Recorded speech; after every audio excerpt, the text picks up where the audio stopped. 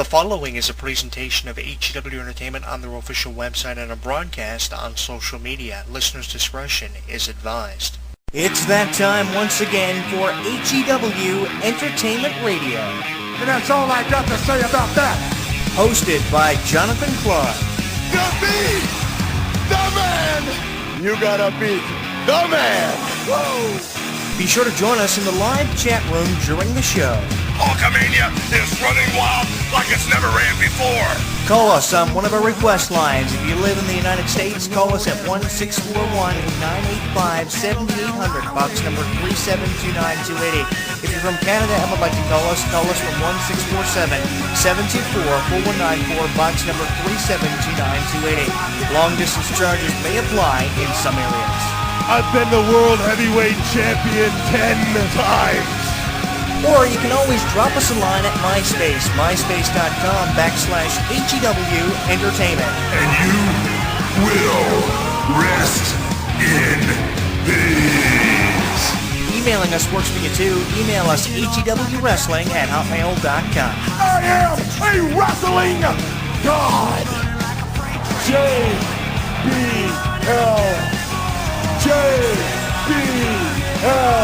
And now, without any further ado, here is your host of HEW Entertainment Radio on the official website of HEW Entertainment, Jonathan Clarke. The champ is here.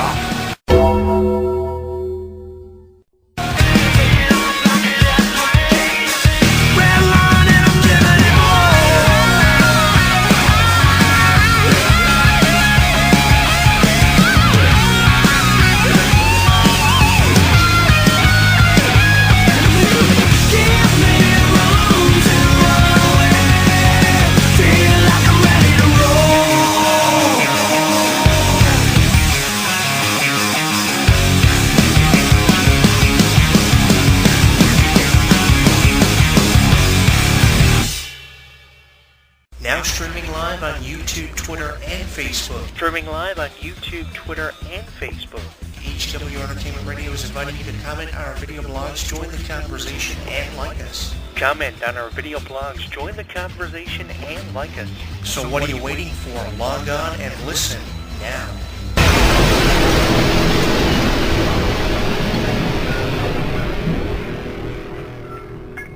Don't miss out on any of the action. Download our app on the App Store, Google Play, and the official website of HEW Entertainment. Once you download and install it, you'll get caught up on news, YouTube videos, and more. Download it now.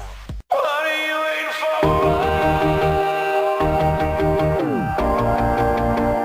What are you waiting for?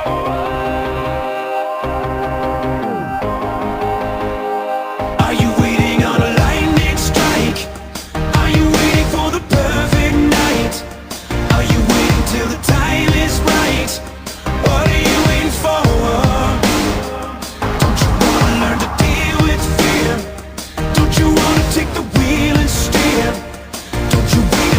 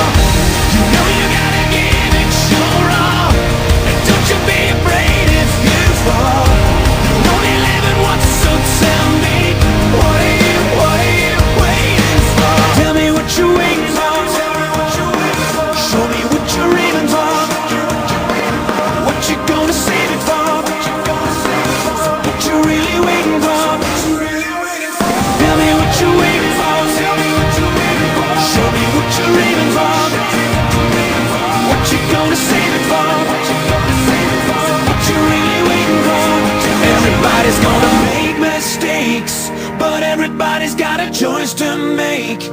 Everybody needs a leap of faith. Where are you taking yours? What are you waiting for? You're gonna go and reach for the top.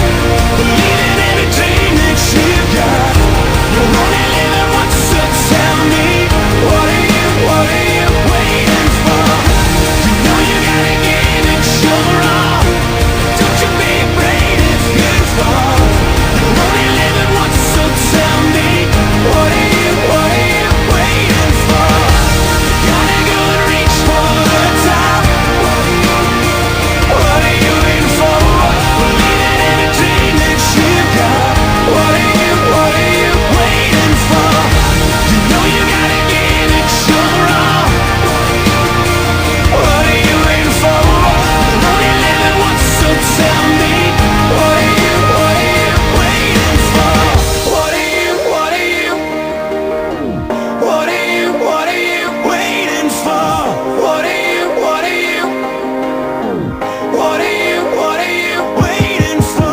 HEW Entertainment Radio Nickelback, What Are You Waiting For? Their new video for Edge of a Revolution is a great one. Vivo just recently released. You can see it on YouTube. I posted it on our Facebook page at HEW Entertainment and on Twitter at Jonathan Clarke 1. I tweeted it out for you. This week on our show, we've got so much to get into, but I got my first look at The Amazing Spider-Man 3 from Marvel. The trailer has been posted on our Facebook page at HEW Entertainment and been tweeted out for you on our Twitter at Jonathan Clarke 1. So much conversation on The Amazing Spider-Man 3 and its direction. Andrew Garfield and Emma Stone.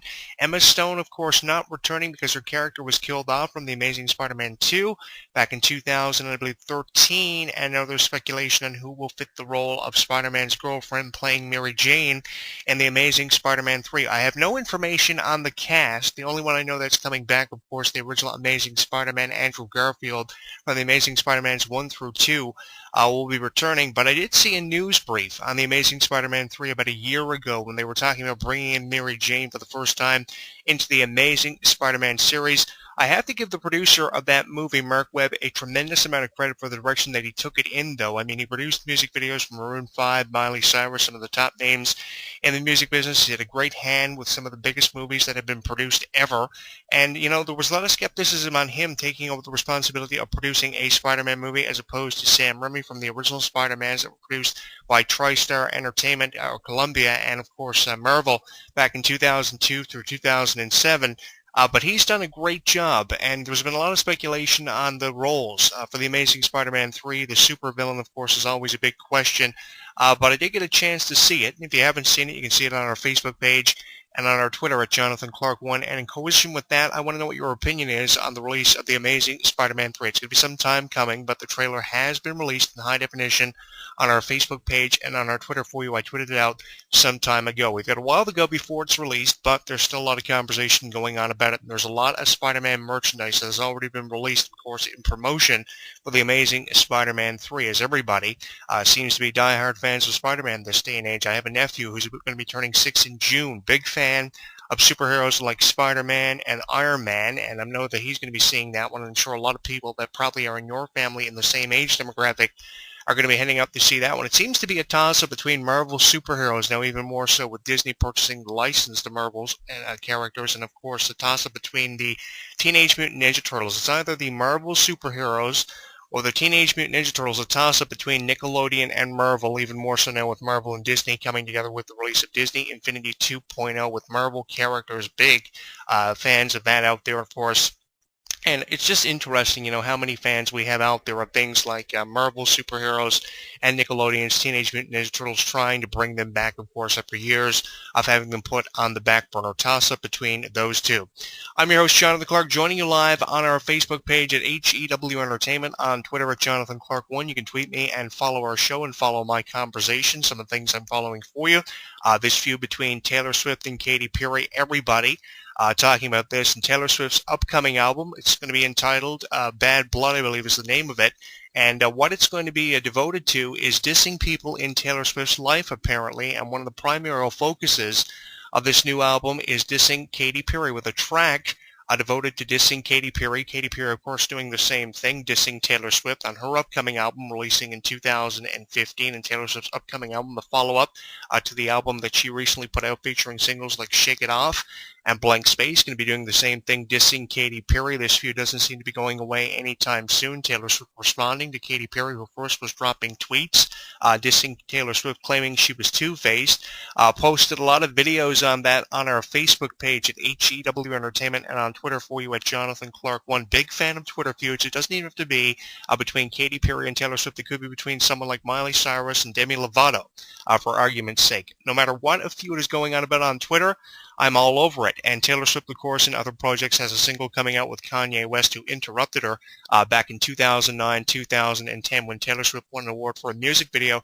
When Kanye West took exception to that and believed that Beyonce had released a video that was one of the best videos of all time. There's a flashback video of that on our Facebook page for you as well at HEW Entertainment and on Twitter at Jonathan Clarke. Won a lot of conversation on Cinderella, dominating in the box office for its few weeks of its release, and it's recently been bumped out of the box office. I predicted that it was going to be in the top position for a longer period of time than what it was. There was a battle between Cinderella and Focus. Cinderella taking over the top position, and then, of course, a newer release took over. I'm not sure what the release was that bumped Cinderella out of the top position in the box office, but millions of people went out to see Cinderella for one of the biggest reasons, of course, being the release of Frozen Fever, the animated spin-off of Frozen from 2013. Disney's CEO has announced that Frozen 2 being released, and of course this is picking up where Frozen left off in 2013. There's going to be a lot of Frozen appetizers released leading up to Frozen 2, including an ice show presentation of Frozen, which is going to be really interesting and very fitting out of the Frozen backdrop of info. Of course, it focuses on the Snow Queen Elsa and her ice powers and the relationship between herself and her sister Anna, who she kept her powers from for years before she discovered it from the original Frozen. Really interested in finding out